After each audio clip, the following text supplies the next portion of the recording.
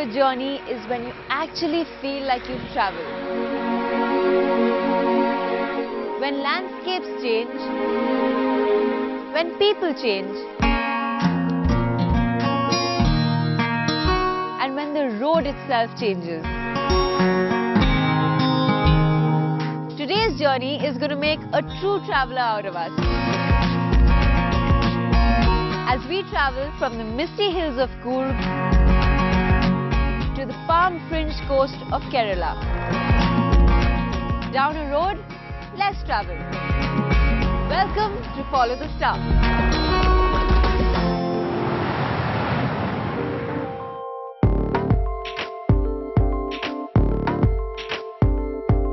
My journey though will cover two states. Very different terrains and different highways. I will be travelling down hills ringed by coffee plantations,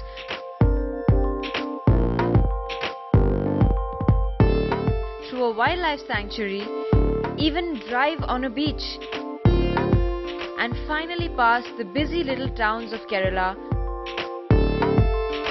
and reach my destination at the foot of the Wayanad hills, where I will be meeting track legend P.T Usha. I will start my journey at the headquarters of the Coorg district, Madikeri. I will continue down the State Highway 90 till the last big town of Coorg, Virajpet. From Virajpet, I will get onto the Coorg-Thalaserry highway, pass through the Brahmacari wildlife sanctuary and reach Thalaserry, where I will spend the night. The next morning, I will get onto the Idapalli-Panvel highway, pass the former French protectorate Mahe and will reach Payyoli, where I meet P.T Usha. From Payyoli, we continue on the Idapalli-Panvel highway until we turn onto the State Highway 34 till we reach the tiny village of Vatoli Bazaar. From there, we will go a short distance on a local road to reach the Usha School of Athletics. The entire journey will be around 200 kilometers. The entire route is along a double-lane highway which is mostly of very good quality.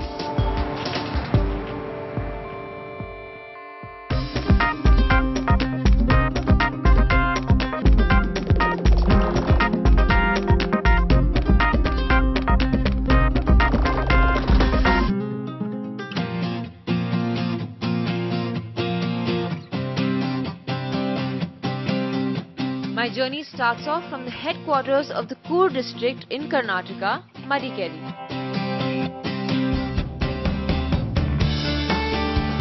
Madikeri, compared to the other hill stations, is relatively cleaner and less crowded. And the highway immediately out of Madikeri is just divine. The road winds around the hills, and the views alongside of the coffee plantations are really beautiful. So this is one of the best hill roads I've driven on, because the roads aren't that winding, there aren't too many blind curves. Even though it's a two-lane highway, the traffic isn't much. Even when I drove past the towns, traffic still isn't that bad. And the scenery. I'm not just driving up steep hill roads. They're rolling hills. The greenery is amazing on both sides. It gives you like a tropical feel because there are coconut trees and there are paddy fields. This route definitely has it all.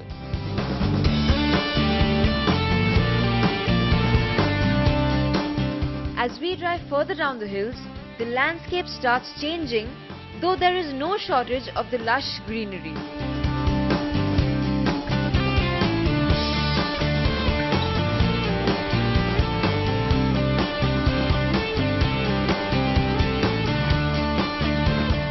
My first stop was the busy Coorgi town of Virajpet, around 30 kilometers away from Madikeri.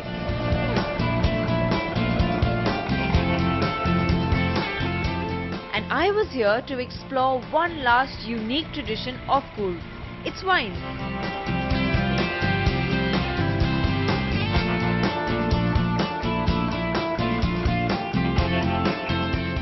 These wines were not the usual ones made from grapes though.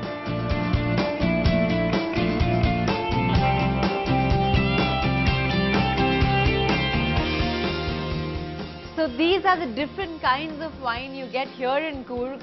There's all sorts of wine. There's gooseberry, there's jackfruit, there's banana, coffee wine, there's even pudina. I don't know why there's such a mix of so many different kinds of wine, but I'm definitely going to try some. Madam, you want to taste it? Yes, please, can I try? Yes. Jackfruit. Jackfruit.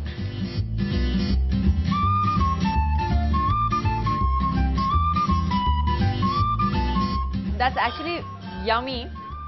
Like I said, I don't like jackfruit, but when it's mixed with wine, it's fruity and it's tasty, and I think I can drink the whole bottle, but I shouldn't because I'm going to try the other wines now. So I want to try banana.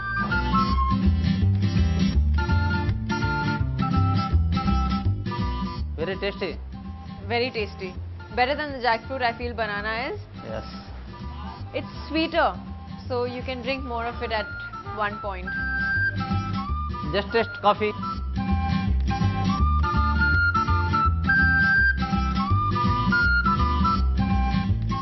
It's surprisingly really nice. There's a slight tinge of coffee, but the aftertaste is more coffee than wine. So yeah, I think I'll buy a bottle of coffee wine too.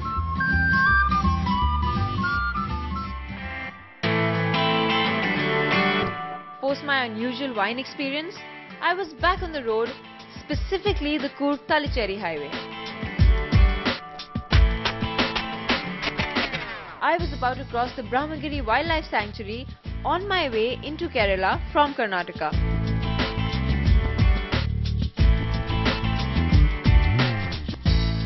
So I've just crossed the Karnataka-Kerala border and I'm driving through the Brahmacari Wildlife Sanctuary.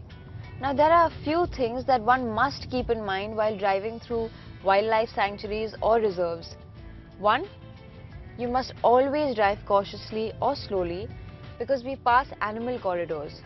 Animal corridors are those pathways that animals use to move within the sanctuary. Two, you must never stop your car because it could be dangerous as we cannot predict animal behavior. Three, if you do stop your car and come across animals like monkeys, don't ever feed them. And the last thing that you must keep in mind, even otherwise, is you should never litter. Because every small wrapper or plastic bottle or can that you throw around may affect the delicate ecosystem of the sanctuary. Post crossing the wildlife sanctuary and into Kerala, the landscape changed dramatically. Gone were those beautiful, sparsely populated vistas. Since I've entered Kerala and drove past the town of Iriti, it's been a two-lane highway where the road conditions are pretty good. However, there is continuous habitation all along, and it almost seems like I'm driving through an unending series of towns and villages. Traffic has also increased, which is why it takes longer to reach from point A to point B. But to look on the brighter side, you can always stop to buy something or to eat or to even rest. After driving down this crowded highway, I finally reached the sea and the town of Thalaserry. Thalaserry was famous for two notable things. The first was the Thalaserry biryani available at the Paris Presidency Hotel, and the second thing was the Muzzhappilangad beach. The beach was no ordinary beach, but that we were about to find out the next day. For now, my journey and day ended here at the coastal town of Thalaserry. Tomorrow, I drive on Asia's largest drive-in beach before I go to Payyoli to meet the Payyoli Express herself, P.T Usha.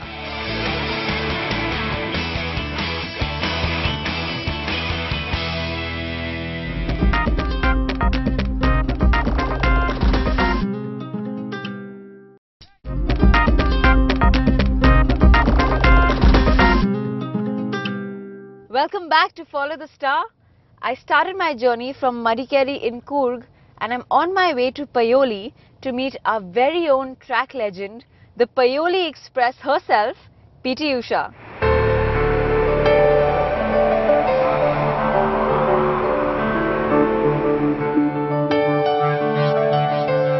My day started in the coastal town of Thalassery, where I had spent the night on my way to Payyoli in Kerala from Madikeri. And with daybreak, I was up and driving down a beautiful coastal road to go visit the Muzzhappilangad beach.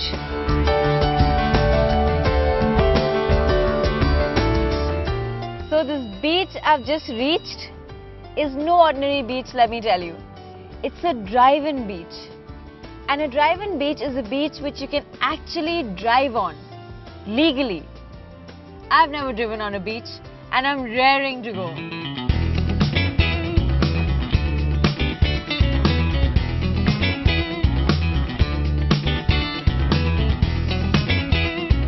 Muzzhappilangad beach, whose name is spelled differently from how it is pronounced, is famous for its firm sand which lets cars be driven on it.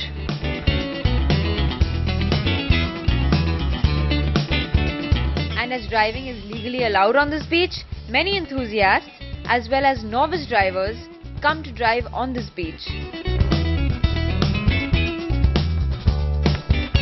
And the most unusual bit was that instead of avoiding traffic, I was avoiding fishermen bringing in the catch.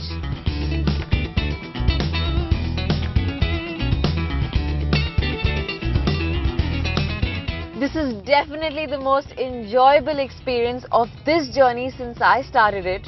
Driving on this flat, wide, open beach in comparison to the crowded highway of Kerala I drove on just yesterday is a joy unexplainable.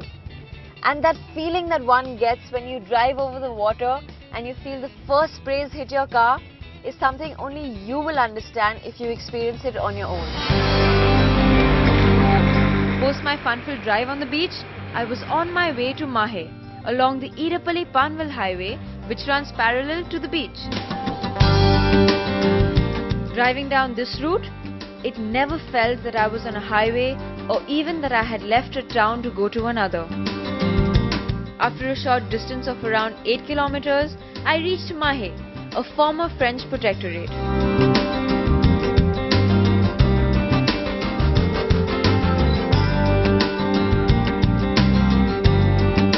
It looked like any other town in Kerala, and only rarely did one see glimpses of a French colonial heritage. From Mahe, I continued down the highway, whose road quality was absolutely stunning.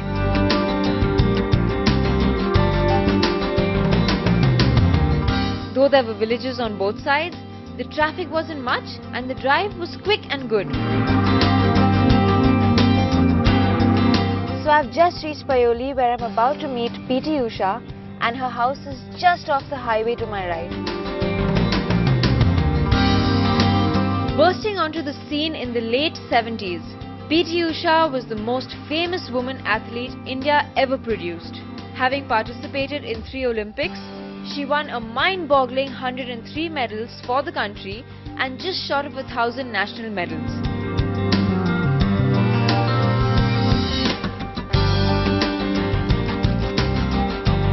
Hello, how are you? Fine, thank you. It's such an honor to meet you more than anything else right now. Are you ready to go for a trip down memory lane with me? Yeah, we'll go. Come.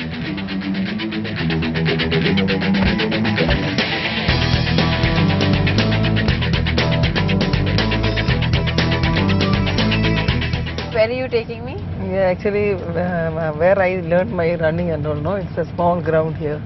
You've always run over there only to practice since you were small? Yeah, even when I studied in the sports school also, when I come here for summer and all, no, I do training there only. So I get to see where you trained all your life basically. Yeah, wow. But it's not that it's a very good and even ground, but it's all uneven. But still I ran there and I However the ground is, it made you who you are, so the ground must be very special. And center of the ground one temple is there. Okay. I used to make a round every, I don't know how many rounds I Made of that made temple. of that temple. This is my ground. I do Oh, training wow. here. And when did you get your name Payyoli Express? I think when I started winning the medal in Asian, like 85 Asian Games, I won 5 gold medal. No, that time they started calling me Payyoli Express. Because of where you come from and the speed that you run with. So this is the playground the P.T Usha trained at when she was a little girl. Yes. Wow. So you used to run around the field, around the temple. How would you train when you were young? You see, I used to run, make a round of this temple, and I don't know how many rounds I ran. So when you were younger and you used to come to train here, how exactly would you train? Did you know how to train yourself? Actually, I don't know how to train, but my father used to tell me early morning you have to go and do little running race and then do some exercise and all. When did you get that divine feeling that you were born to run? It's not that, no. So when I was studying in the school, every time I like to play and I like to run. So the teacher of the school only made me to run the champion of the district. But for me, there is no need of track at all. Wherever I get, I run near my house. If you see, you'll wonder. Even I used to laugh, and then now also if I see, one near the railway track, one footpath is there. Okay. There, it's uneven only, it's footpath, no? So from one mark is there, from there 100 meters, 200 meters, 300 You made meters. marks? Mark is there, six, and I know how I run from there. Sometimes when I running, no, the train will be coming from far. And I always keep in my mind, when it comes to close to my finishing line, I want to finish early. That's It's just, how you it's increase your very far, speed. it's coming from far, one small this thing comes and I run side to do.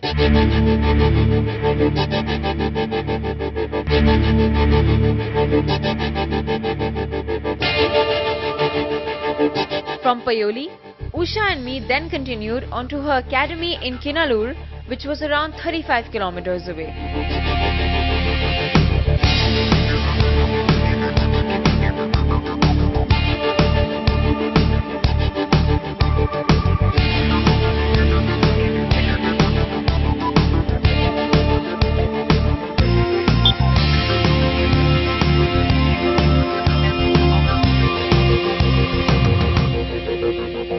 I can't believe I'm at your academy, which is in the middle of something like this, surrounded by only nature and hills and trees and greenery. How did you choose to make your grounds here? That is why I selected this area now. Because of the nature? This is 306 acres of land for the government. I walked and see all 306 acres. You walked 306 acres to choose your land. Because this end, it is a very beautiful and hilly, but to construction it is little bit difficult, so expensive. Otherwise it's very beautiful and good for sports also.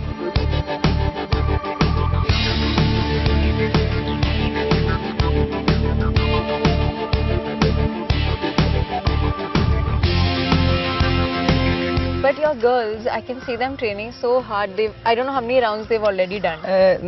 Actually, they are going for 20 minutes easy, and then for little bit again 30 minutes continuously for increasing speed.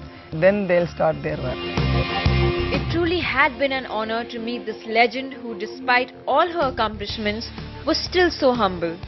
And seeing the number of youngsters at her academy, it was obvious that despite the years, her aura had not diminished at all. And so, thus ended my journey at her school at the foot of the Wayanad hills.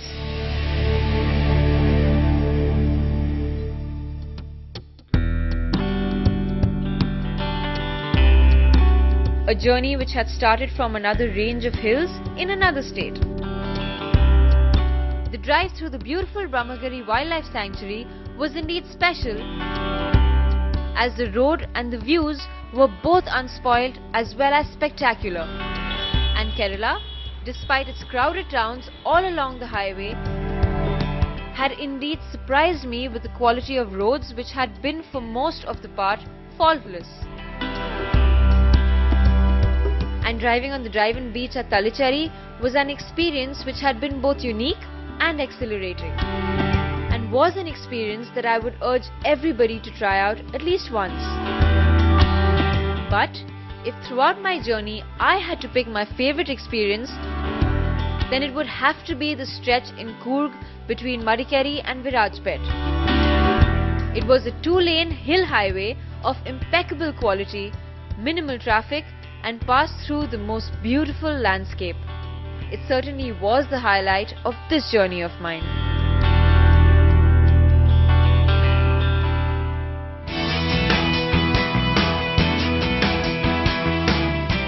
Next week, I start my journey from the gateway of the Himalayas, Rishikesh. As I make some interesting pit stops before I reach my final destination, Delhi,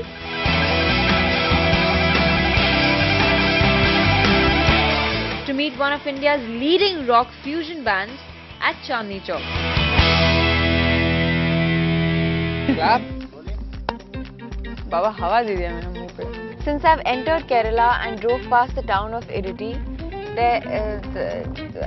there seems to be No problem. the best.